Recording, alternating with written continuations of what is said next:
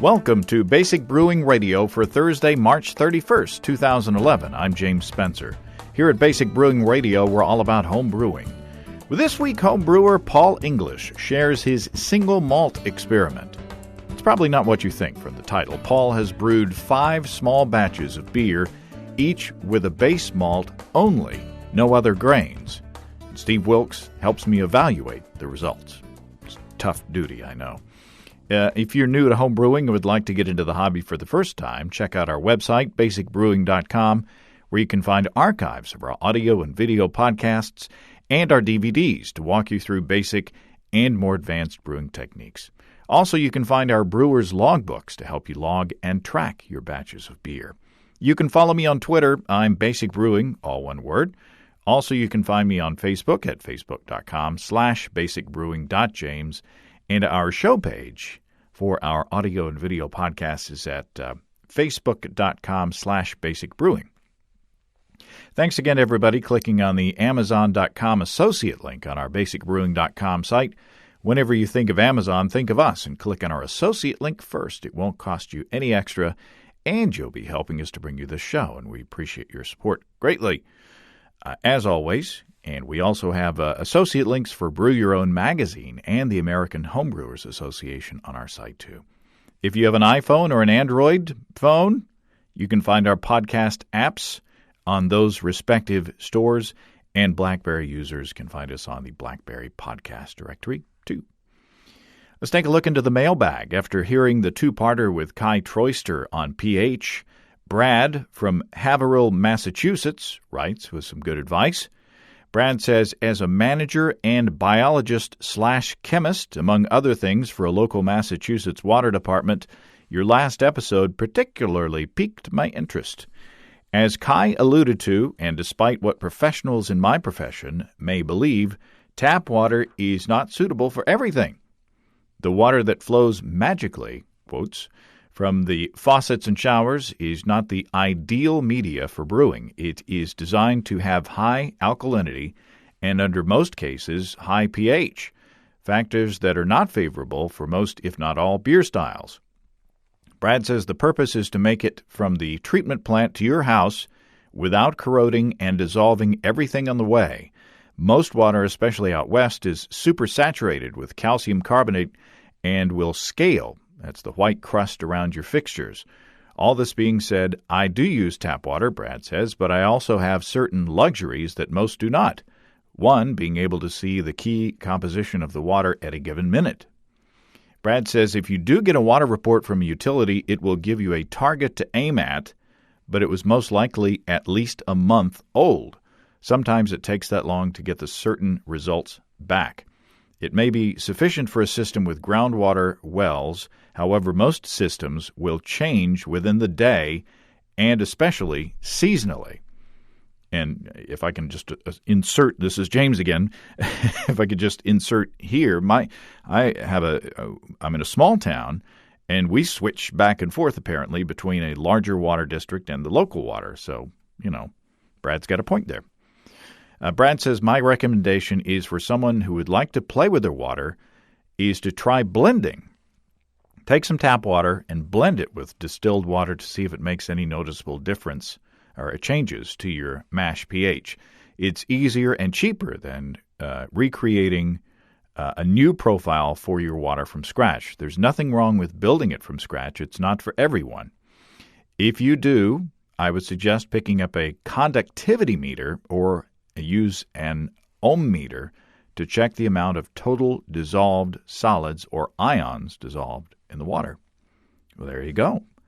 Appreciate that, Brad. That's good information. I'm always happy to hear from the experts out there, people who work with this stuff every day. And we are very lucky to have a listener group that is smart, diverse, and willing to help, willing to jump in there and help share. Which brings me to my next piece of email.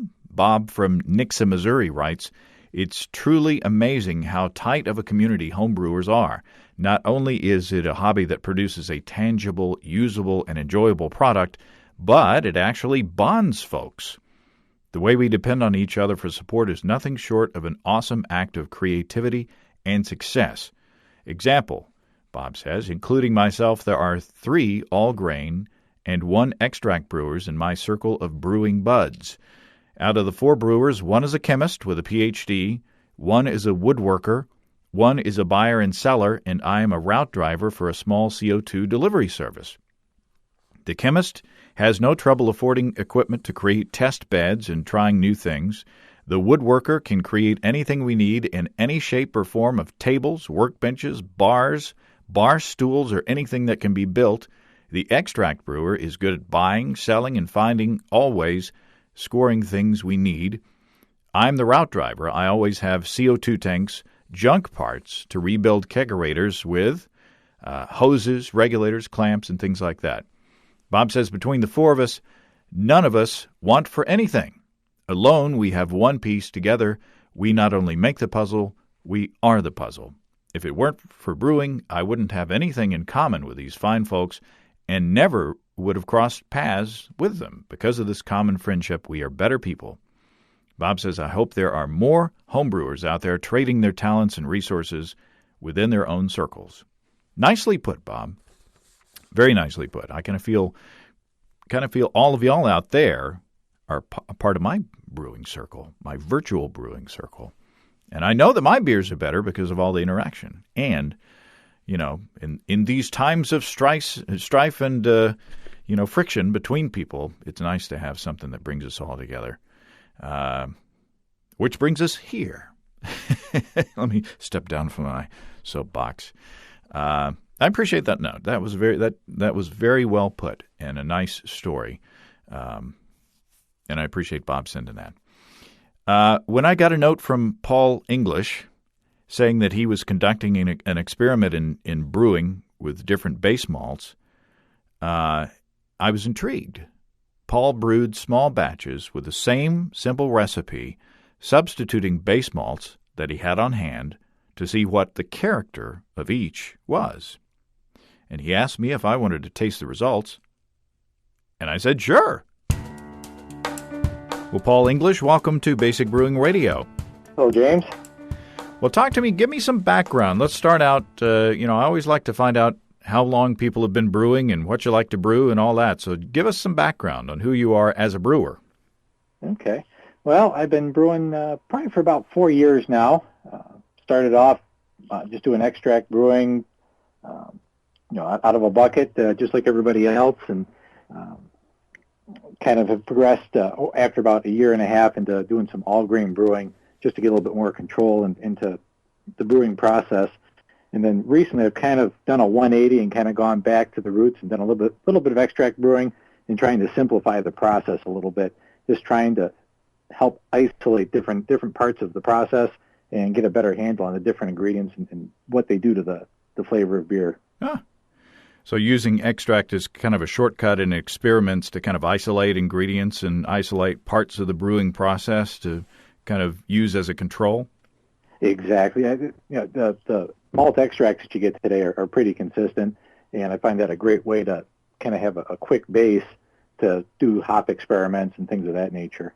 Yeah, and there's nothing wrong with extract, good extract brewing as long as you have fresh ingredients and follow good practices. You can make some darn good brews with extract. Nothing to be ashamed of. Exactly.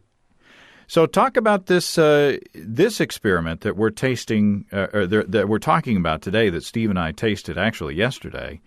How did you come up with this idea? Well, funny you should ask. Just after Christmas, I was kind of going through my inventory of stuff that I had, and I had a bunch of grains left over and some hops left over, and it was only a pound or two of a couple different kinds of grains that I'd brewed for a bunch of beers for Christmas time, and kind of scratched my head on what I was going to do with it.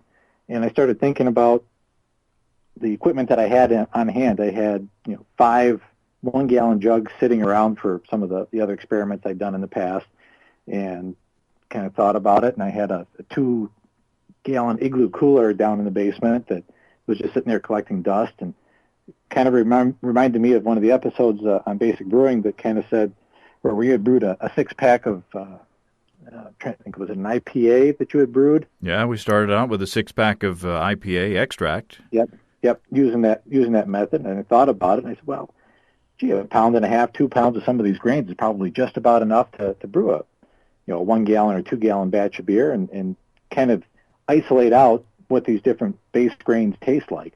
And I was kind of further pushed towards that direction as I was reading through some different comments I'd gotten from some score sheets that I'd had recently, and they kept asking about malt flavor. You need to increase your malt flavor. Well, what is malt flavor? What are they really looking for? Mm-hmm. And I thought it'd be a fantastic experiment to at least educate myself on what all these base grains taste like, so I can help improve my own beer when I taste it in other beers.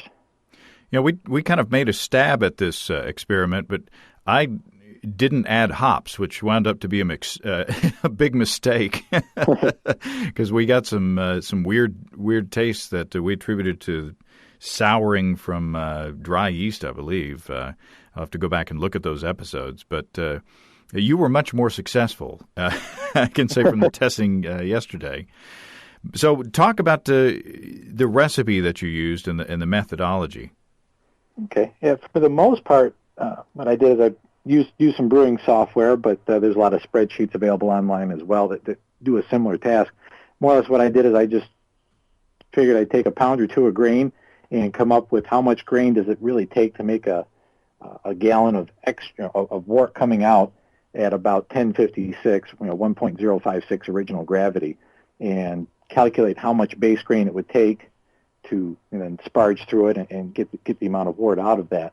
And what I found was pretty much to a man, it took about 2 to 2.5 pounds of grain for each one. A couple of them took like 2.25 pounds just to get the same amount of extract out of it. And then I just kind of ran the water into the jug. I did a batch sparge out of it.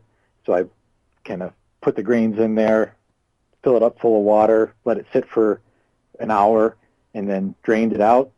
Put a little bit more water in to get the second guile, as it were, out of the batch sparge, and basically pulled out about 2.5 gallons of wort or 1.5 gallons of wort from each one, boiled that down to about a gallon, and I kind of had what I was going to use. And what was the hopping that you used?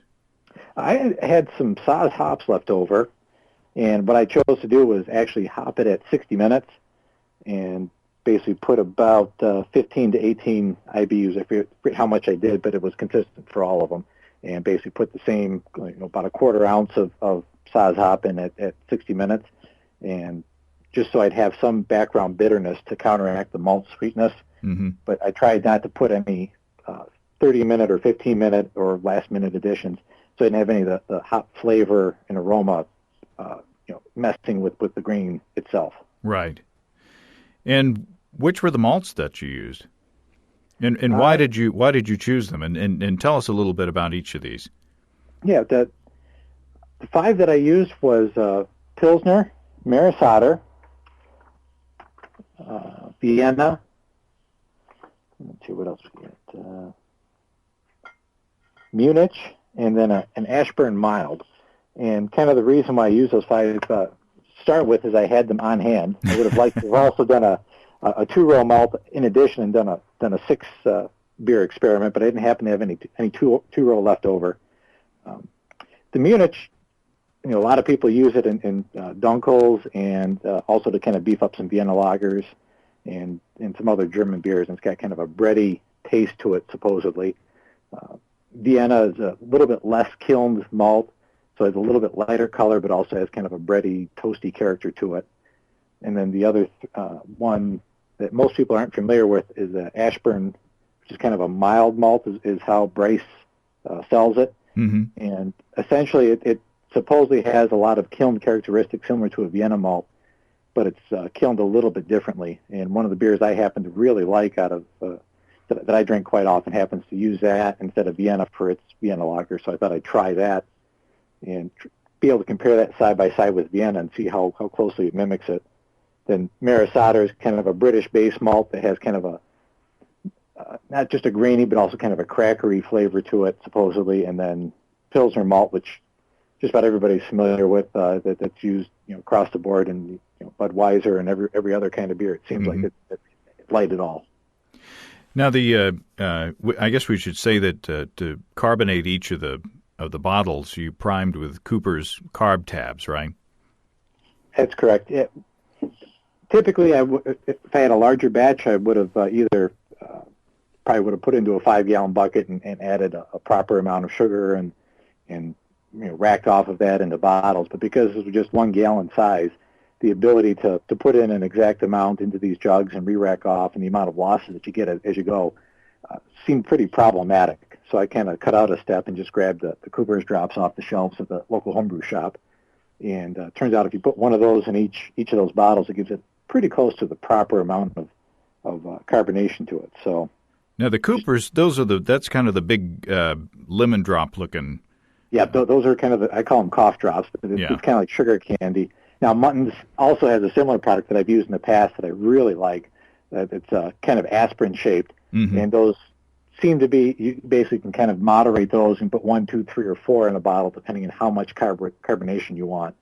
So you can kind of moderate up and down, 2 for kind of a British, or 4 for a Belgian, or 3 for something a little bit more in the middle. Yeah, they give you a little more flexibility. But I love those. Both of those products are really handy for doing small batches, especially for these experiments. It's a great solution. A whole lot easier than measuring out, and probably safer than just measuring out, spoonfuls of table sugar or something like that. Yeah, I know. I was racking my head for a little while trying to figure out exactly how I was going to get the sugars in there to carbonate it, because it's just very difficult with just 1 gallon. I figured I'd lose a bottle or two just in sloshing stuff around if I wasn't careful. Yeah. Now, the way you sent 2 of each, which I appreciate greatly, and you did a wonderful job of packing. There were no lost souls on the way. And you labeled them such that you wrote a number on each of the caps, and then you attached with a rubber band a well-designed label, I might add, on each of them. And on the back of each label, you wrote the number that corresponded to each bottle.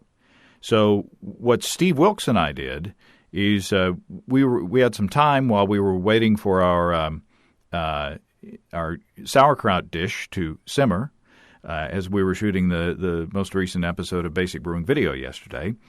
So what we did was we came up here to the studio and tasted your beers. Now, I accidentally looked at the numbers on a couple of them and the names, so I kind of disqualified myself from completely judging the thing. But what we did was I took the labels off, and I had them on the side, and we tasted the beers, and then we had a little game show to to see if we could get the answer right. And so here's what happened there. Is Lily Carlisle on the panel? Well, Steve Wilkes, we're hitting the ground running here.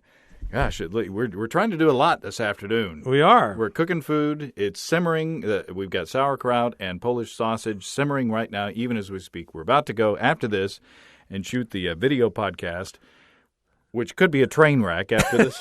I don't think so. I don't think so. So what I've asked you to do, we can breathe here a minute.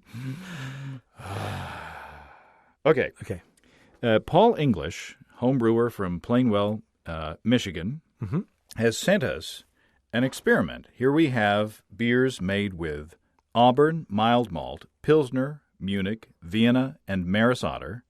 Okay. And each one of them is the same recipe, similar gravities, around 1053 to 1056, I think he said, and each hopped with the same amount of Satz hops at around 16 IBUs. So, just mild pale ales, USO5. Right. So, what we're going to do is taste these, and he's labeled them 1 through 5. What we're going to do is do a blind tasting of these beers, and then I'm gonna. He's given us these nicely designed labels to go along with the beers, and I'm gonna give you a test and see if you can figure out which beers go with which labels. So we're going to play Stump the Drunk? Is that pretty much what you got in mind here? What's my line? What's my line? I don't know. Although it's not a straight line by the end of this. Well, I am so tickled to be able to participate in this experiment because even just as a taster, because these are the kinds of questions that I ask myself almost every time I brew, because I like to make up my own recipes. It's the kind of guy I am. Mm-hmm. So I go to the brew store or I think about it the night before and I'm like, okay, what would Belgian, what would happen if I used, Belgian Pilsner instead of Right. something else? Right. And I don't really know the answer until I make the beer. Mm-hmm. So this is a great way to get a feel for that. And I really appreciate him taking the time to do that and to send us these beers. And these are all small batches, which, we're all into. Yep. So if we look at the 5 beers, number 2 is the lightest of all of them. It's kind of a golden color. It's very straw colored. Number 2 is a step below that, and it's kind of an orangish hue added to that. Mm-hmm. Would you say number 5? So we got number 2, number 3, and then number 5 is a reddish color and a little bit darker. And then number 1 is a little bit cloudy, but a little, would you say it's a little darker than 5 or not? Yeah, I think it's a little darker. That might be the cloudiness. We're looking at them from some distance. Here, let's get a view from the ground here. Number 5 looks clearer to me. Yeah, it may be a shade darker than number 1. And a little more copper colored. Yeah, and then number 4 is the darkest, and I would call that kind of a dark copper maybe. Yeah. Like a penny that's been around for a while. Yeah. Okay. And I'm trying to think of commercial beers that I could equate these to in terms of color. Number 2 looks fairly, it's not a little bit like a Pilsner Urquell, only the Pilsner Urquell is still a little bit lighter, but it's very similar. Number 3 kind of reminds me, and number 1 kind of reminds me of like a Sierra Nevada Pale Ale in the glass. Yeah. Like And maybe some, if this weren't just base malts, maybe have like some 60 Lovibond Crystal in there or something. Right. So I'm just trying to concrete up. Right. The poet in me wants people to see a picture. Right. And then number 5 looks a little bit like Killian's Red. It's got that. It's kind of red to me. I mean, maybe. Yeah. No, I agree. And then number 4 almost reminds me, if you just poured that and gave me a glass of it, haven't tasted it, don't know the bottle, I would say it's like a Negra Modelo, maybe. It's not quite that dark, but it or maybe even a Newcastle. So that's just my way of helping you kind of visualize what we're looking at here. And none of those descriptions are dead on, but, it's pretty close.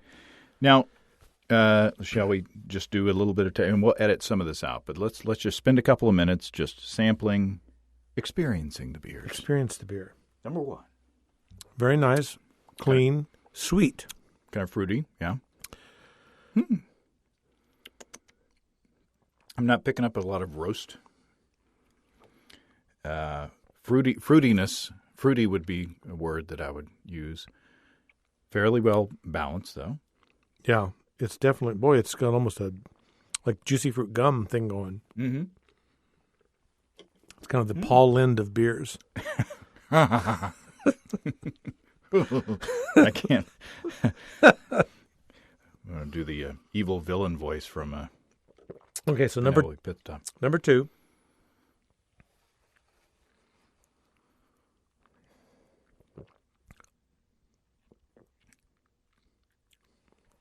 Similar but more clean. Yeah, and I almost get a little citrus from it.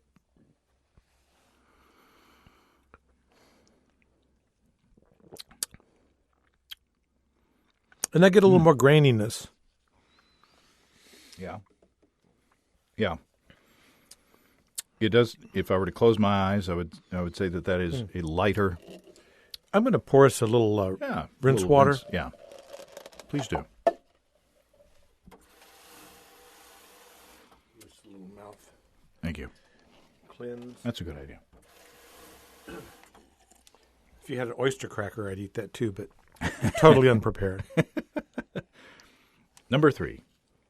This is kind of the copper color one. Mm-hmm.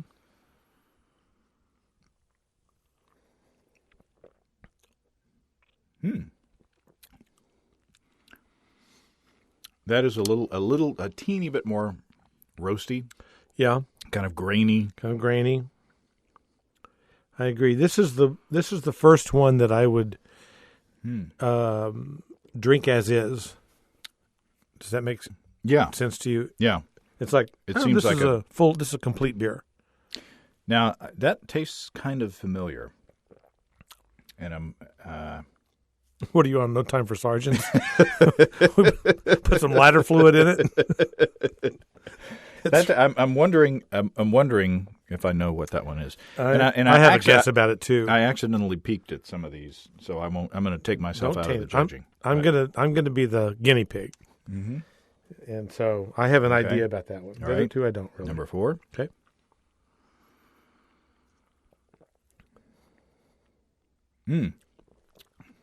Okay. Ooh.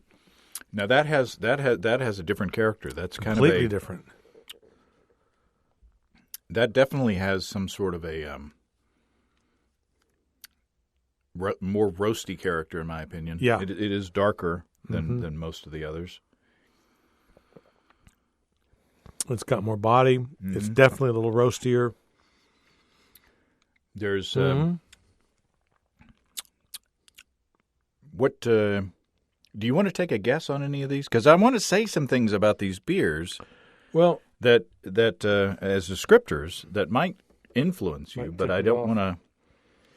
Let's do the last one. We're almost we'll do that. Yeah. And then we'll go back through them again. Oh yeah.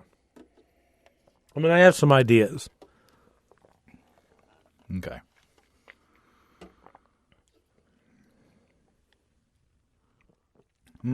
This is milder. Mm-hmm. All these beers are they're well-made beers. They really are. Which is always a good thing. I'm really struck at how clean and refreshing they all are. Whenever I get beers from home brewers, I'm always kind of nervous. It'll be a little dicey. But these are all very well done. Yeah, for sure. Nice job, Paul. No kidding. So this one I'm not getting so much of the malt characters from the previous two. Okay. Okay, give me my I'll talk into the microphone because that's what professionals do. All right, so shall I hand you the labels individually? Yes. And aren't these well done? They're beautiful. English Brothers Rare Bear B-A-R Bear Beer Hello. Bear Ale. Hello. Bear B-A-R-E-B-E-A-R-Ale. Anyway, okay. The first one is the Ashburn Single Malt. Do you have a guess on that, or do you want to pass and see? The next one is Maris Otter. I'm going to go with the Maris Otter because I have a feeling about that. Okay. Let's see if your feeling is the same. Let me do another taste. Okay. And just set it in front of the beer there. Okay, you picked number 3. See, that's the one. 3. That's the one I was going with. Okay. Okay, Munich. Okay. Munich single malt. Now, show me my universe here too. I've got Vienna. Vienna, Pilsner, Munich, and the what is it? The Ashburn. I'm not familiar with Ashburn. You picked number 4 being Munich. That's the one I would go for. Vienna is number 5. That's what I'm saying. I'm going to say Pilsner single malt is number 2. It's got to be the light one. Because I've never experienced the Ashburn single malt, I'm putting that as number 1. Okay. So I've got Ashburn single. Take a look at those and think. Can I call in a lifeline? Is Michael Tonsmeyer out there?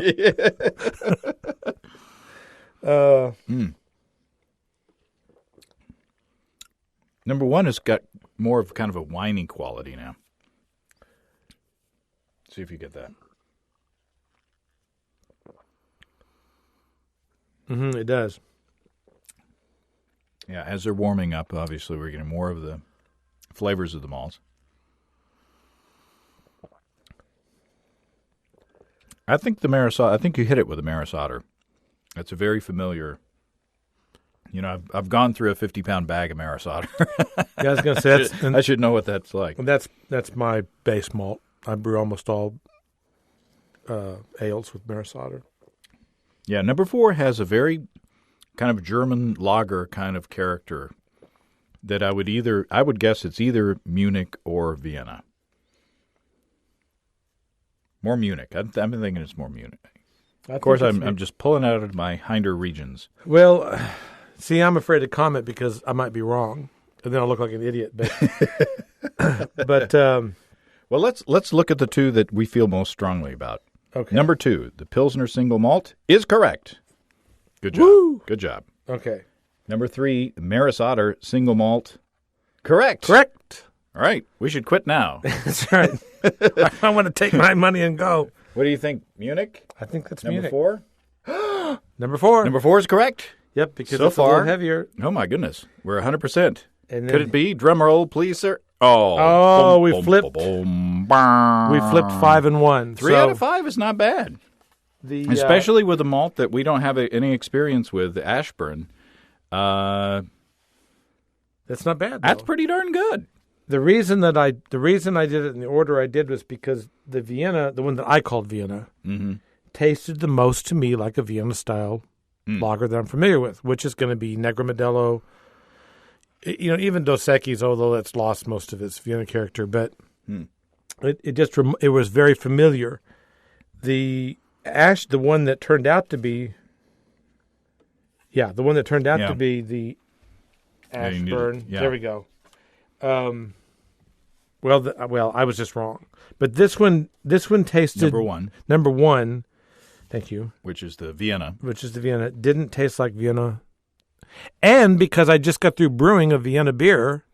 Well, but it was it 100% Vienna malt? No. See, there you go. But it just didn't have that quality that I was expecting. So it was the one I picked it to be the Ashburn because it was the least familiar flavor to me. Okay. That was my sole reason for picking it. See, and this is kind of rare. I mean, I have made single, what they call smash beers, single malt and single hop beers with Maris Otter. So I was pretty confident of that. Yeah. Pilsner is the lightest one. Yeah. So, that was, to me, kind of a no-brainer. Yeah. The Munich tasted very distinctive. Yeah. So, I think that with our background with those malts, I think that those are pretty I feel pretty good about this. Yeah, I don't feel too bad about it at all. And, flipping these two that are actually very similar, it's just one of those deals. And the fact that we don't often brew with just the single base malt. Right. Makes, very seldom. Very. How often do you use just any of these? Well, Pilsner. I mean, I've done that as well. Yeah, I think I've brewed a couple of just Maris Otter beers, but otherwise, I always throw a pound of Crystal or something in there. Yeah, yeah. But this is very fun. These are all wonderful little beers, and this was, from the brewing to the labels, a very well done effort, I would say. To the packing of the box, it was probably one of the better packed boxes of any that I've gotten. So very nice. Now the other challenge is how are we going to carry all these downstairs so we can finish them off before we shoot the episode. We just do a suicide. We mix them all in one. It's like you just pretend it's Coke and 7-Up. Pour them all together. The Munich is the most distinctive of all of them. As a single malt, a smash beer, the Munich really stands out on its own. It has all the qualities of it's taking another base malt and adding some caramel malt to it. It's kind of the whole package to me. Yeah, the roastiness is coming out as it's warming up. The Maris, which is your favorite? Hang on. I'll get back to you on that. I'm going to say the Maris Otter is my favorite.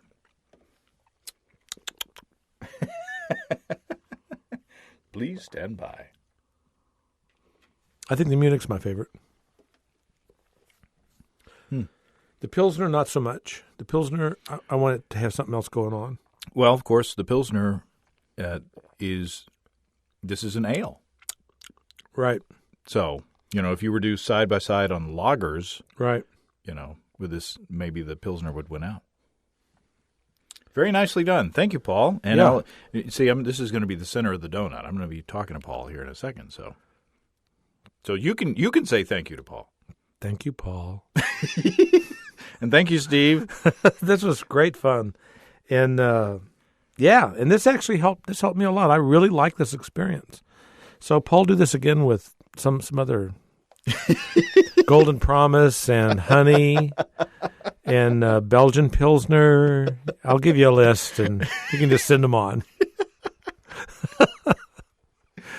Say goodnight, James. Good night, James. Cool. So, Paul, we did pretty good. We got 3 out of 5. We got the Pilsner, we got the Munich, and we got the Maris Otter.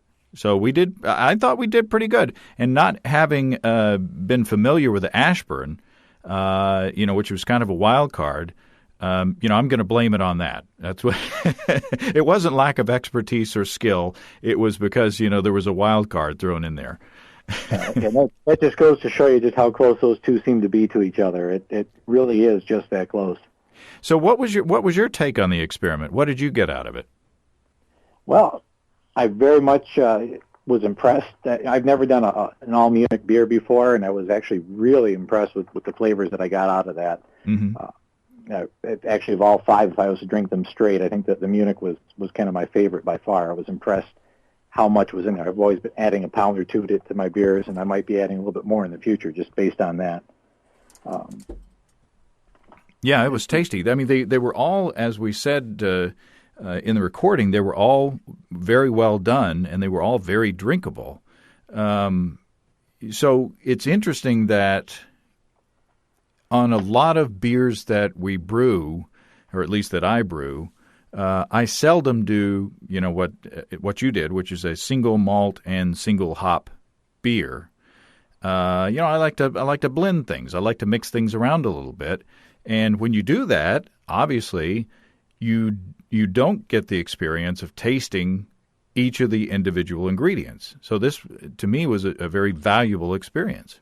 Yeah, and I plan on taking a lot of what I learned, especially about the Vienna and the Munich, to heart a little bit as I'm fixing up the recipe for the Vienna lagers that I like to brew so much. Up some of the percentages in those recipes a little bit based on what I learned off of that. Yeah, it's I would recommend that other people take your suggestion and give this a try. I mean, because as you alluded to in the beginning, when you are more familiar with your ingredients, I think you become a better brewer. And if nothing else, trying to brew 5 beers in one day gives you a true appreciation for exactly what the big guys go through trying to get all that beer out at one time.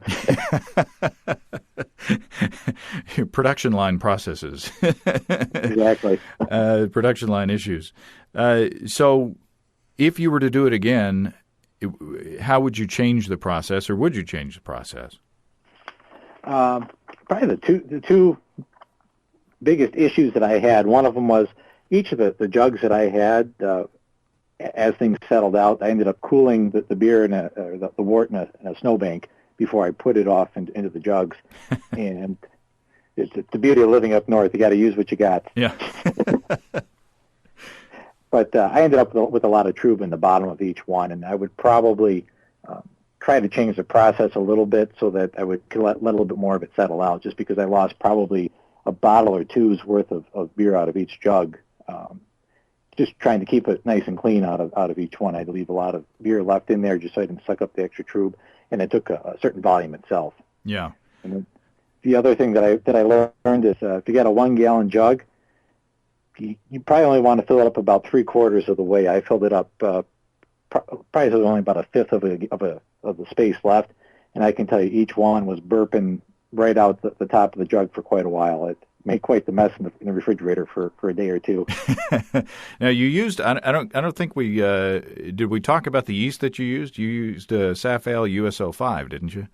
Yeah, I used a dry yeast again just to keep the process simple, and And all I did is I rehydrated the package in a 1 cup of water, mixed it around before I added it in, and then calibrated the pour so that I poured about 1/5 of it, kind of put 5 dry erase markers on the side of the cup and divided it into 5 and poured it into each jug. Now, you mentioned the trub in these jugs, and I think that I get that a lot with small batch all grain brewing, and I think it's because, and I also get it with brew in a bag, and I think it's because when you do bigger batch, full size batch or full size 5 gallons compared to a brew pub is not a full No. full a 5 gallon batch. When you do the Vorloff and you set your grain bed a bit better, I think you just naturally get less trub from the filtering that comes through the grain bed. So that's one disadvantage to doing a small batch all grain beer. But so, are you planning on doing this again? And if you are, what base malts would you like to see in the future? Most definitely, I'm going to at least do this with a couple more grains. I definitely would like to put Pilsner and two-row up next to each other. And then what I've also thought about doing is there's a couple other kind of similar to Munich, which is kind of an aromatic malt. Mm-hmm. And I'm trying to think what there's another version of it out there. It's not aromatic. It's a similar malt to it anyways that I'd like to do that with, as well as the two-row definitely, and try and compare those. Supposedly they all can convert on their own. Mm-hmm. So I could do a single grain experiment with those.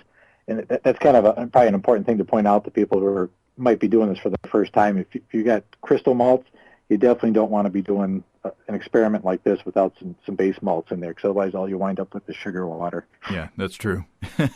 That's true. These are base malts that have diastatic power. They have enzymatic power, and they will. Those enzymes, when you mash them at the proper temperature, will turn the starches to sugars so that the yeast can eat. Otherwise, you're just making a tea, essentially, that's not going to do you much good. But you could also do, malted wheat. And I got an email from somebody who's doing a oat malt, I believe, and with the small batches, I think you don't have the danger of getting a stuck sparge or a stuck mash as much as with a 5 or 10 gallon batch. So you could add those to the list as well. Yeah, I hadn't even thought about doing a malted wheat. That'd be a really interesting beer to do, and throw in a Hefeweizen yeast and get a good taste of that as well. Yeah. Well, this has been fun. I greatly appreciate your taking the time and effort and expense to send us the beers, because they were all very good. And I'm going to take the second set of 5 that you sent, and I'm going to share them in some situation where some more home brewers can benefit from your efforts, because like I say, Steve and I really enjoyed the experience, and it was really worth the while, and I appreciate it. I'm glad more people are benefiting from the effort I put into it. It was a lot of fun, and I encourage anybody who has the opportunity, even if they can't do 5 at a time, to do 1 or 2 at a time and just gain that knowledge of what they taste like, because it really opened my eyes, at least on a few of the grains, that's for sure. Awesome. Well, thanks, Paul. Thank you, James. Well, thanks again to Paul and to Steve. That was a fun one, and you should try it yourself. It also sounds like a good homebrew club project, too. Get a bunch of guys together. Each one of you do a small batch or a single malt and single hop beer with the same recipe, and just check out the character of each of those ingredients that you may be blending with other ingredients when you're brewing. And be sure to check out the episode of Basic Brewing video that Steve and I shot after that tasting. I posted that yesterday. In that episode, Steve shares his Vienna lager recipe, which was aged on wood, by the way, and was very tasty. And I share a recipe that I came up with using homemade sauerkraut. Yummy stuff on both counts. If you have brewing questions, show suggestions, or just want to say howdy, write to james@basicbrewing.com or just fill out the contact form on basicbrewing.com, and please don't forget to tell us where you're from. You can check out our DVDs, Extract Brewing and Partial Mashing, Stepping into All Grain, Low-Tech Lagering and Decoction Mashing, and Introduction to Wine Kits on our website. We also have our 2011 Brewers Logbooks and our T-shirts, too. You can see a listing of the fine folks across the country who sell our DVDs on basicbrewing.com. And if there isn't a vendor in your area, you can order them online in our online shop at basicbrewingshop.com. Thanks to everybody clicking on the Amazon.com associate link. We appreciate the support there, as always. Out of the many products that were purchased over the past week, here are the featured ones. Beer and Philosophy. The unexamined beer isn't worth drinking. Philosophy for everyone. And The Adventures of Super Diaper Baby. Thanks again, everybody. Remember, I can't tell who bought what, so no worries there. Just click on the Amazon.com logo on our site the next time you feel like Amazon shopping, and we appreciate your support. And don't forget, you can also join the American Homebrewers Association or subscribe to BOIO Magazine through our associate links, too. That's all until next time. Until then, thanks for listening, everybody. I'm James Spencer. Production help for Basic Brewing Radio and our website is provided by Kelly Dodson. Basic Brewing Radio is a production, active voicing. We'll talk to you next time, everybody. So long.